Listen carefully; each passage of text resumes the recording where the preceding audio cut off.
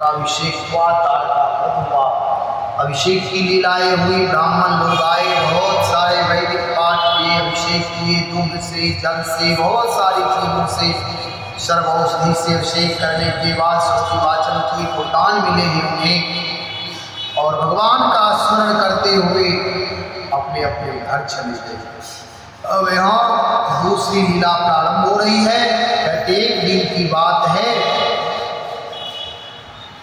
एकादारो हपारोधम लालयन्ती सुतम सती गरीमानम शिशोरवोधुम नासे हे विकूटवत्। एक दिन की बात है, सती यशोदा जी अपने प्यारे लल्ला को गोद में लेकर दुला रही थी। सहसा श्री कृष्ण चट्टान के समान भारी बन गए, गिरिकूटवत् चट्टान की तरह वे उनका भार ना सह सके। उन्होंने भार से पीड़ित होकर श्री कृष्ण को पृथ्वी पर बैठा दिया। इस नई घटना से वे अत्यंत चकित हो रही थी। इसके बाद उन्होंने भगवान पुरुषोत्तम का स्मरण किया और घर के काम में लग गए। अब तृणावर्त नाम का एक दैत्य था, वह कंस का निजी सेवक तृणावर्त, और कंस की प्रेरणा से ही बवंडर के रूप में वह गोकुल में आया और बैठे हुए बालक श्री कृष्ण को बुलाकर आकाश में तृणावर्त, तृण बोलते छोटे छोटे घास, जब हवा चलती है तो वे वर्तुलाकार हो जाता है, कभी कभी सारे घास फूस इकट्ठे होकर बिंदो बोलते हैं। तो ये आया आंधी की तरह, और वह इसका नाम ही था तृणावर्त नाम का एक दैत्य, और वह कंस का निजी सेवक था। कंस की प्रेरणा से ही बवंडर के रूप में वह गोकुल में आया और बैठे हुए बालक श्री कृष्ण को उड़ाकर आकाश में उसने ब्रजरज से सारे गोकुल को ढक दिया और लोगों की देखने की शक्ति हरी। राक्षस लोग मायावी होते हैं, वे अविद्या माया की शक्ति से, जैसे कुछ लोग हमारे यहाँ अघोर पंथ है। अघोर पंथ खराब नहीं है, लोग अघोर का शब्द का अर्थ नहीं जानते।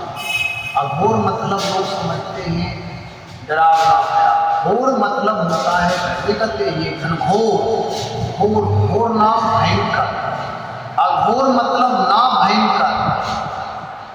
घोर का लोग अर्थ है, जैसे कि गोरखनाथ अघोर पंथ के, वह भयंकर, उसमें आप पवित्रता एक अलग चीज है। उनका जो उनके जो आचार्य हुए हैं वे अलग मार्ग से भगवत प्राप्ति किए, लेकिन उनके आचार्य भी एक से एक सीखे।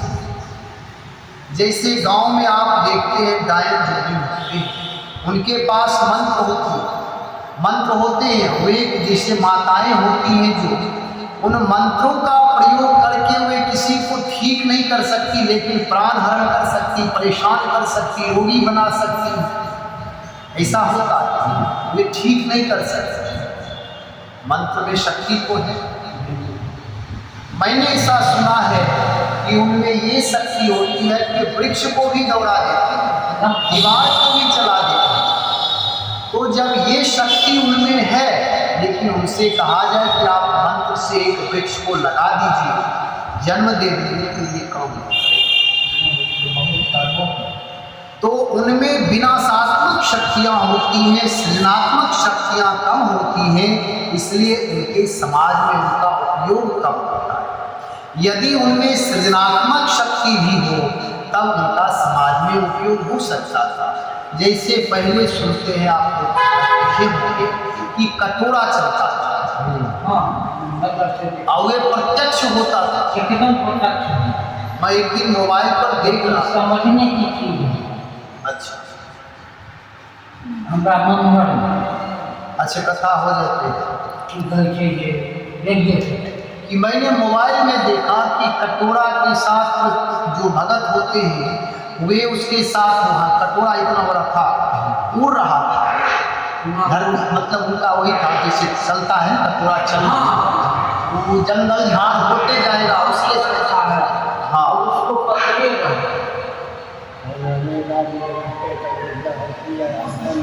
उसमें ये मैंने देखा कि वे आदमी जो थे वे मंत्र पर पकड़े हुए नहीं थे, कटोरा धरती से इतना ऊपर चल रहा था, वो मंत्र से उसको बस में कर रहे थे। वे आदमी जो थे वे मंत्र से, जैसे वे पीछे जाए या बादल है तो उस पर कुछ रखे, जैसे मारे वो रास्ता बदल।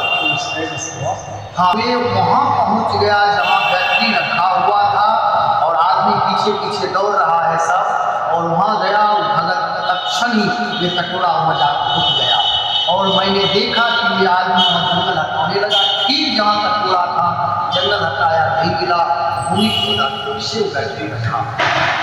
इधर ही मैंने वीडियो देखा पाया। तो पहले ही शक्ति मंत्रों में है, लेकिन कुछ चीजें हैं जो विनाशात्मक है। जैसे बंदूक है, तो जिसके पास अंगरक्षक है वे सृजन कर रहा है, प्राण रक्षा कर रहा है, लेकिन हमारा कोई शत्रु के हाथ में बंदूक है तो उसके लिए विनाश कर सकता है। तो कहने का तात्पर्य है ये तृणावर्त, इसके पास माया, वे माया के कारण वे वहां के लोगों के भी शक्ति हरण नेत्रों से आकाश में भगवान श्री कृष्ण को उड़ा करके ले और देखने की शक्ति हरण कर उसके अत्यंत भयंकर शब्दों से दसों दिशाएं कांप और वह गर्जना कर सारा ब्रज 2 घड़ी तक रज और तम से ढक गया। रज से इतना धूल कन लाया अंधेरा। यशोदा जी ने अपने पुत्र को जहाँ बैठा दिया था वहां जाकर देखा तो वहां श्री कृष्ण वहां नहीं थे। श्री कृष्ण वहां नहीं थे। उस समय तृणावर्त ने बवंडर रूप से इतनी बालू उड़ा रखी थी कि सभी लोग अत्यंत उद्विग्न और पेश। अब देखिए यहाँ जो कह रहे हैं ये शास्त्र का जो वचन होता है उसको थोड़ा अलग ढंग से समझना। यहाँ जो कह रहे हैं कि नेत्र की देखने की शक्ति हरण करनी, शक्ति हरण का इतना, जैसे हम आप आंधी में धूल में यदि फंस जाएंगे तो आँख में धूल भर जाता है, आँख खोलते ही नहीं है, स्वतः बंद करके जहाँ जो है वहीं छिप जाते, बैठ जाते, परेशान होने लगते, चाह करके भी नहीं दौड़ सकते। हवा तेज हो जाता है तो लोगों को आश्रय लेना पड़ता है, नहीं चल सकते, उड़ा लेता है, कुछ नहीं। तो कहने का मतलब यहाँ कह रहे हैं कि बेशुद्ध हो गए थे, अपने पराये कुछ भी नहीं सोचा, कहीं कोई दिखाई नहीं दे रहा था, किसको कौन बचाएगा, स्वयं सब परेशान हुए। उस जोर की आंधी और धूल की वर्षा में अपने पुत्र का पता ना पाकर यशोदा को बड़ा शोक हुआ। अब पुत्र है और पुत्र नहीं मिल रहा है तो कोई भी माता पिता परेशान होंगे। वे अपने पुत्र की याद करके बहुत ही दीन हो गई और बछड़े के मर जाने पर गाय की जो दशा हो जाती है वही दशा हुई। वे पृथ्वी पर गिर पड़ी। बवंडर के शांत होने पर जब धूल की वर्षा का वेग कम हो गया तब यशोदा जी के रोने का शब्द सुनकर दूसरी गोपियां वहां दौड़ आई। मायावी जोगी माया सत्य और शास्त्र नहीं होता, हमेशा के लिए नहीं होता, थोड़े देर ही उनकी शक्ति काम करती, तो थोड़े देर के लिए ऐसा हुआ था और दौड़ आई। नंद नंदन श्याम सुंदर श्री कृष्ण को ना देखकर उनके हृदय में भी बड़ा संताप, आंखों से आंसू की धारा बहने लगी, वे फूट फूट कर रोने लगे और सब लोग कृष्ण जब नहीं मिले। इधर तृणावर्त बवंडर रूप से जब भगवान श्री कृष्ण को आकाश में उठा ले गया तब उनके भारी बोझ को ना संभाल सकने के कारण उसका वेग शांत हो गया, वो अधिक चल ना सका। भगवान की माया, हम आप कहते हैं कि अभी एक क्षण बाद क्या होगा पता नहीं है, लेकिन भगवान को ये सब पता है कब क्या कहाँ होना है। इसलिए यशोदा जी के गोद में ही वजन मिला गए। पहले ही उनका वजन चट्टान की तरह, अभी सुने आपने सुना कि वो अत्यंत चट्टान की तरह हो गए थे। प्रारंभ में ये गिरिकूटवत, वे गिरिकूटवत नाम पहाड़ के चट्टान की तरह वे हो गए थे। जब वे नहीं संभाल पाए तब यशोदा जी के नीचे रख दिया और काम दिया। समझ नहीं पाइए क्या हो गया। यहाँ कहते हैं कि वे यशोदा माता कौन कि इतना बड़ा राक्षस वे भी नहीं संभाल पाया, उसका वेग शांत हो गया, वह अधिक चल ना सका। तृणावर्त अपने से भी भारी होने के कारण से कृष्ण को नीलगिरी की चट्टान से उन्होंने उसका गला ऐसा पकड़ा कि वह उस अद्भुत शिशु को अपने से अलग नहीं कर सका। भगवान श्री कृष्ण उसके गले को ही पकड़ लिया। भगवान ने इतने जोर से उसका गला पकड़ रखा था कि वह असुर निश्चेष हो गया, अब वे कुछ कर नहीं सकता। उसकी आंख बाहर निकल आई, बोलती बंद हो गई। जब गले दबा दिए हैं, भगवान ही दबा रहे हैं और प्राण पखेर उड़ गए और बाल श्री कृष्ण के साथ ब्रज में गिर गए। भगवान वही लड़ते झगड़ते उसकी गर्दन दबाते सीधे नीचे आ गए।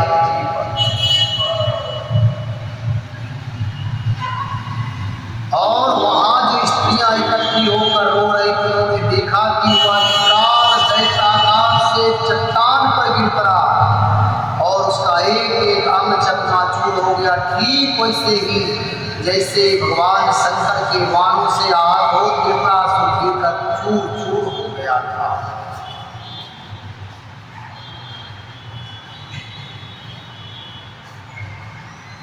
प्रादाय मात्रे प्रतिहत्य विस्मिताः कृष्णं चात्योरसी लंबमानं तम स्वस्तिमन्तं पुरुषादनीतं विहायशा मृत्युमुखात् प्रमुक्तं गोप्यश्च गोपाः किल नन्दमुख्या लवधा पुनः प्रपूरति मोदम। अब यहाँ मोदम का नाम होता है आनंद, आह्लाद। अब देखिए क्या करे भगवान श्री कृष्ण उसके पक्षस्थल पर लटक रहे, छाती पर चढ़े हुए, और यह देखकर गोपियां विस्मित हो गई, ये क्या। उन्होंने झटपट वहां जाकर श्री कृष्ण को गोद में ले लिया और लात बोले माता। बालक मृत्यु के मुख से सकुशल लौट आया, यद्यपि उसे राक्षस आकाश में उठा ले गया था। इस प्रकार बालक श्री कृष्ण को कृपा कर यशोदा आदि गोपियां तथा नंद आदि गोपों को अत्यंत आनंद। श्री कृष्ण का जन्म जब से हुआ है तब से वो एकदम योद्धा बन करके ही आए। छठी के रात वही हम लोग यहाँ अभी बच्चे को जो लोग रखते हैं, बच्चे को इस तरह रखते हैं कि वे चींटी चूता से भी डरने लगते हैं, छिपकली से, मकड़ी से, ये सब से लोग डर डर भाग। बच्चे सोते नहीं, इतने वह अपनी आत्मरक्षा नहीं कर सकते, आत्मरक्षा करने में सक्षम नहीं है। उनको कोई भी मार करके गाड़ी दे करके चला जाता, वो अपने सत्यता के नाम पर पौना बने रहता है। ये पौरुष शक्ति नहीं है। पहले के बच्चे देखिए कृष्ण श्री कृष्ण कितना छोटा है और कितनी पौरुष शक्ति लेकर आया। और जो लोग नहीं कहते हिम्मत होना चाहिए, हिम्मत में ही सारी शक्तियाँ निहित होती है। यदि हिम्मत नहीं है तो बड़े बड़े पहलवान भी परास्त हो जाएंगे, और यदि हिम्मत है तो कोई भी किसी से लड़ सकता है। और यहाँ तक कि आत्मरक्षा के लिए तो लड़ना ही चाहिए। जैसे कोई आकर के मारकर गाली देकर चले जाए और हम होना बंद बने रह जाए। तो इसलिए यहाँ श्री कृष्ण का जो चरित्र है ये उत्साह जागृत कर रहा है कि देखो इतने ये हिम्मती और इतने बड़े योद्धा की चाहे कोई भी लड़ने के लिए एकदम ये भगवान है, ये कहना एक अलग बात है। भाई हमारे आपके सामने भी बलवान जब आ जाएगा तो हम आप नहीं लड़ पाएंगे। नीत भी कहता है बुद्धिमान से धीरे से निकल जाना चाहिए, लेकिन कहीं ऐसा ना हो जाए कि हम इतना डर जाते हैं कि एक बार मैं जा रहा था, यहाँ आ रहा था सब्जी मंडी से, तो दो बाछा सांड नया नया वो लड़ रहा था। तो लोग कह रहे भागो भागो भागो। हम हम देखे हैं अपने गांव में एक बार सांड लड़ा था, 2 आदमी गया, 2 तरफ से कुछ में लटक गया सांड दोनों छोड़ा दिया बिना डंडे। हम ये देखे हैं, और सांड भी था बहुत बड़ा बड़ा। यहाँ बच्चा सांड जब लड़ रहा था तो लोग कहा भागो भागो, हमारे यहाँ के लोग जाते 2 सांड कैसे कर दे ना, कर देते हो, हटा देते हो। वहाँ के लोग, आप बताएं ना अपने बारे में जो भैंसा का रक्षा है।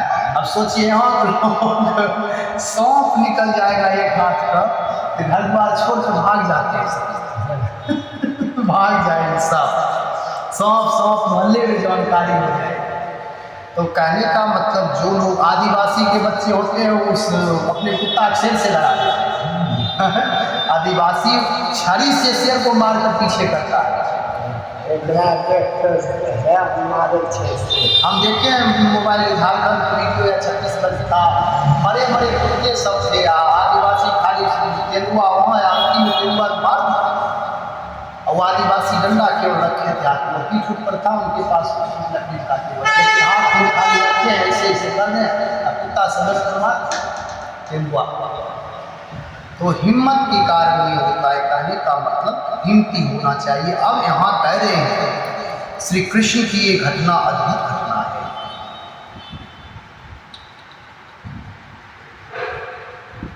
आनंद हुआ, वे कहने लगे हो यह तो बड़ी आश्चर्य की बात है, देखो तो सही यह कितनी अद्भुत घटना घट गई। यह बालक राक्षस के द्वारा मृत्यु के मुख में डाल दिया गया, परंतु फिर जीता जागता आ गया। उस हिंसक दुष्ट को उसके पाप ही खा गए। सच है, साधु पुरुष अपनी समता से ही संपूर्ण भयों से बच जाता है। साधु पुरुष सज्जन पुरुष को वे सबके प्रति मैत्री भाव रखते हैं, इसलिए वे समता से ही बचते हैं, और दुष्ट लोग जो होते हैं वो अपनी पाप से, अपने दुर्व्यवहार से ही मारे जाते हैं।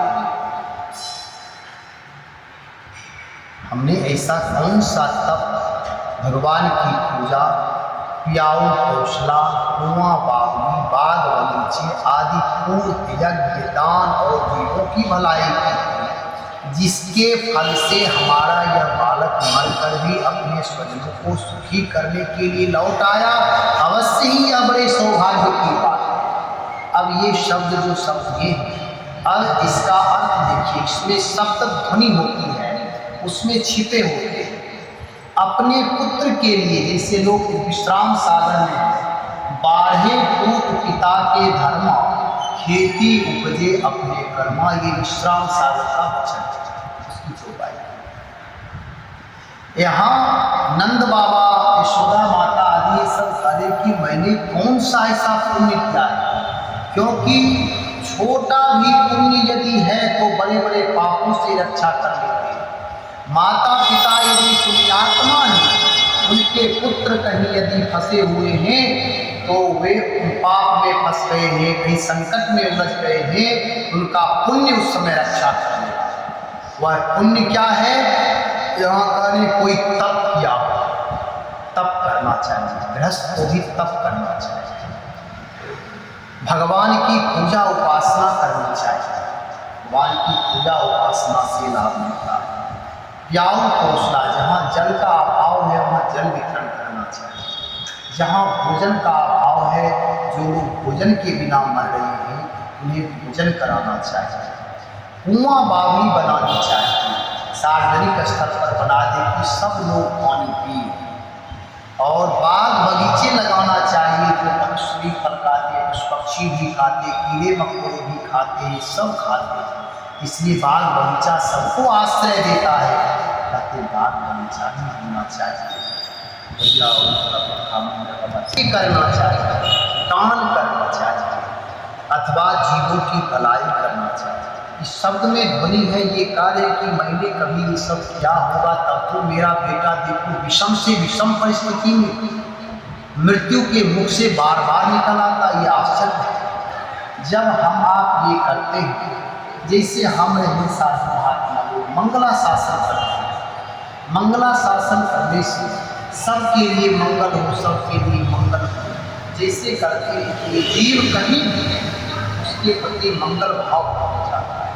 जिससे मेरे शिष्य प्रशिष्य लोग हैं, तो जुड़े हुए लोग हैं, जब ध्यान में हम बैठते हैं तो ये सब स्वतः कनेक्टेड हो जाते हैं, चाहे वह कुछ भी करते हो, लेकिन हम स्वतः ही याद आ रहे हैं, क्योंकि वो एक श्रृंखला बना हुआ है, क्रम बना हुआ है याद करने। जितने लोग जुड़े हुए हैं तो उनके प्रति हम केवल एक बार मंगल का मैसेज, जैन मंदिर में आप सुनेंगे, कहेंगे कि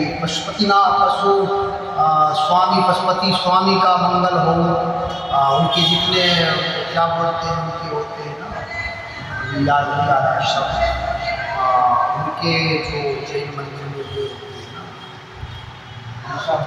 ऋषभदेव भगवान का मंगल हो, ऋषभदेव को बोलते हैं, उनका एक भूल है मस्तिष्क में, वो नहीं जा रहा है।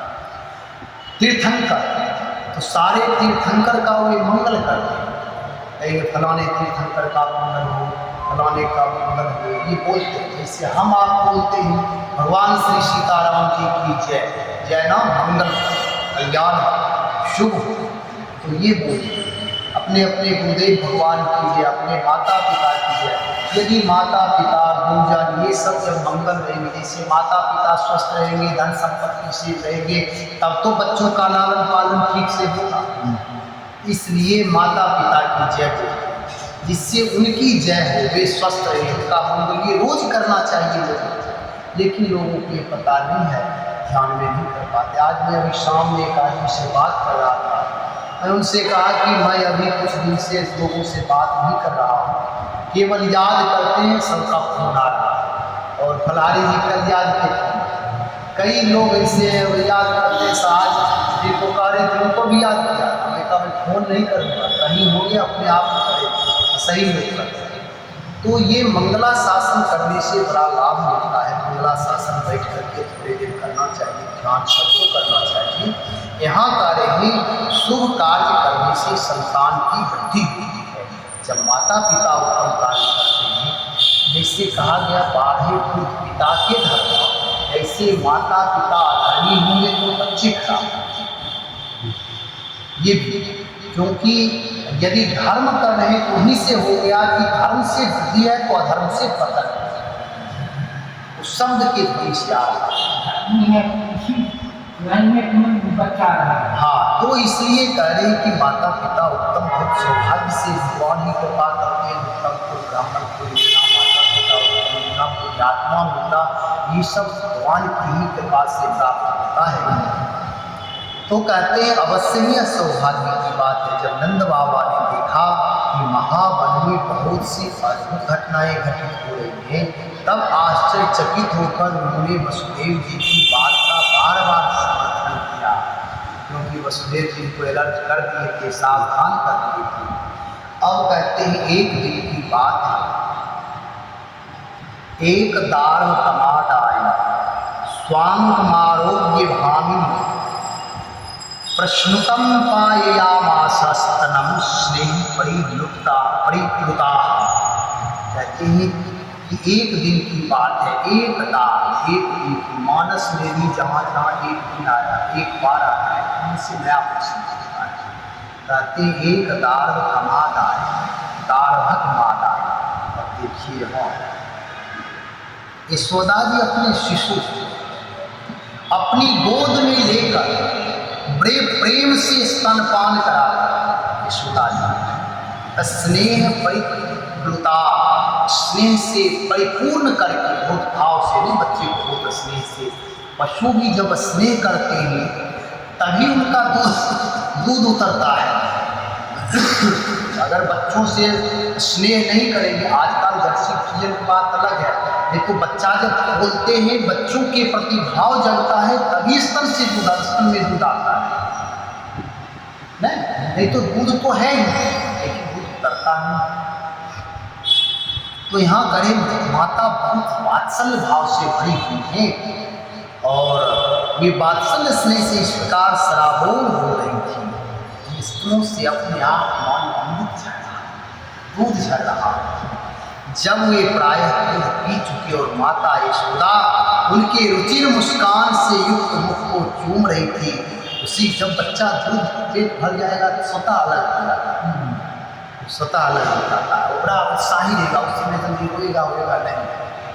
तो उसी समय मुस्कान से युक्त मुख को चूम रही थी। उसी समय कृष्ण को जब भाई याद माता ने उनके मुख में क्या देखा, उनके मुख में कुछ देखा। क्या देखा? कहते खम रोदसी ज्योतिर्नीकमासा।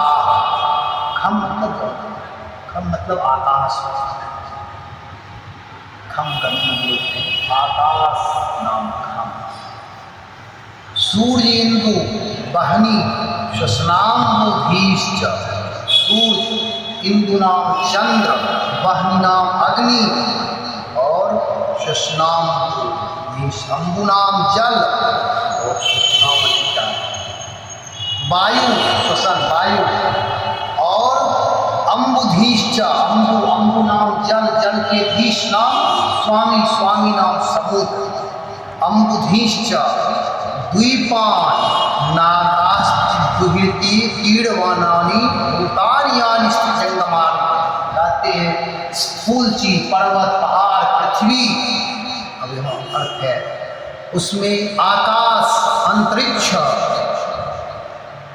ज्योतिर्मंडल, दिशाएं,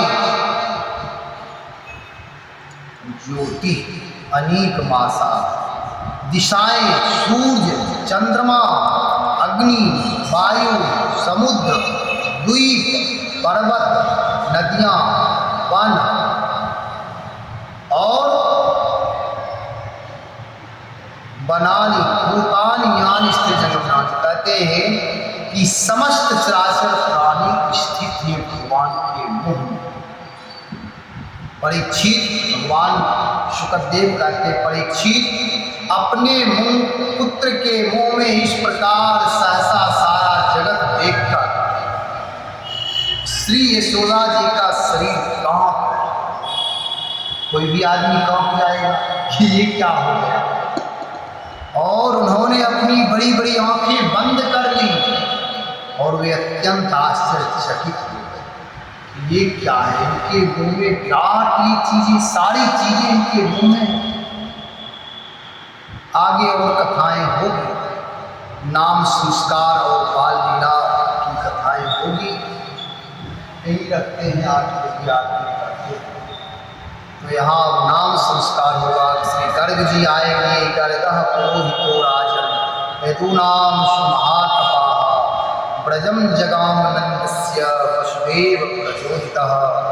अब यहाँ जो वसुदेव जी हैं प्रेरणा से एक दिन नंद बाबा के गोकुल में आए हैं श्री कुल पुरोहित श्री गर्गाचार्य जी। वे बड़े ही महातपा हैं, महातपस्वी हैं, बड़े ही तपस्वी हैं। और वे हाथ जोड़कर उठकर सब खड़े हो गए नंद बाबा को उनके चरणों